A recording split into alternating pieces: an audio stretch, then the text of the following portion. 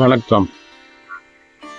ஒரு மனிதன் வாழ்க்கையில் முன்னேற்றம் அடையணும், முன்னேறணும் அப்படின்னு நினச்சா ஒவ்வொரு விஷயத்துலையும் நம்ம ரொம்ப கவனமாக இருக்கணும். எந்த விஷயத்தில் அதிக ஈடுபாடு உங்களுக்கு இருக்கோ, எதன் மேலே உங்களுக்கு அந்த பற்று இருக்கோ, அதுதான் அவங்க வாழ்க்கையில் நடக்கும். ஏதோ வந்தால் வருது போனால் போகுது அப்படின்னு சொல்லிட்டு நீங்கள் எந்த ஒரு முயற்சி செஞ்சாலும் அந்த முயற்சி உங்களுக்கு கை கூடாது.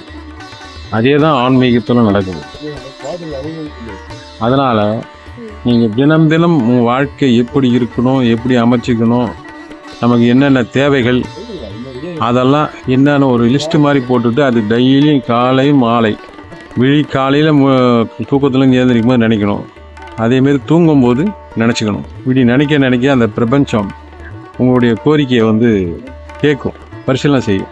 தினமும் ஏதோ ஒன்று கேட்டுட்ருக்கான் அப்படின்னு சொல்லிட்டு உங்களுக்கு நன்மை செய்யறதுக்கு நிறைய வாய்ப்பு இருக்குது. அப்படி தான் பெரிய பெரிய மனிதர்கள்லாம் ஒரு குறிக்கோளோடு ஒரு வெறியோடு அதை நோக்கி ஓடிக்கிட்டே இருப்பாங்க. அதனால தான் வாழ்க்கையில் பெரிய ஆளாகும். சும்மாலாம் பெரிய ஆள் ஆக முடியாது. முயற்சி, விடாமுயற்சி இருக்கணும்.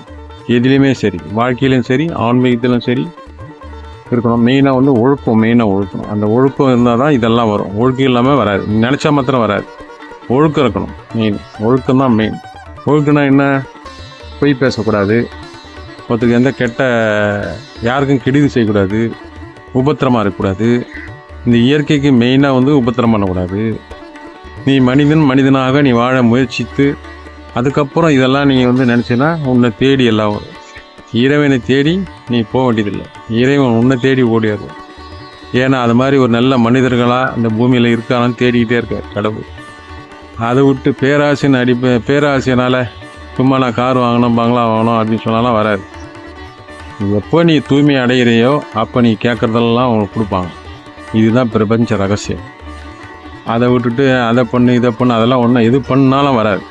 ஃபஸ்ட்டு நீ தூய்மை அடையணும், நீ சுத்தமாகணும், இந்த ஆத்மா சுத்தமாகணும், இந்த மனம் சுத்தமாகணும், இந்த உடல் சுத்தமாகணும்.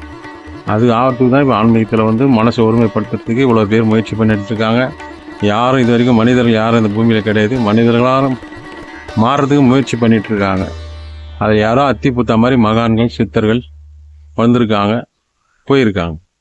அதனால் தூய்மையான எண்ணங்கள், தூய்மையான கோரிக்கையை வைக்கணும். அதிகப்படியாக பேராசை, நம்ம சக்தி மேலே நீங்கள் பேராசைப்படக்கூடாது. அது பட்டேன்னா நினச்சதெல்லாம் நடக்கும்.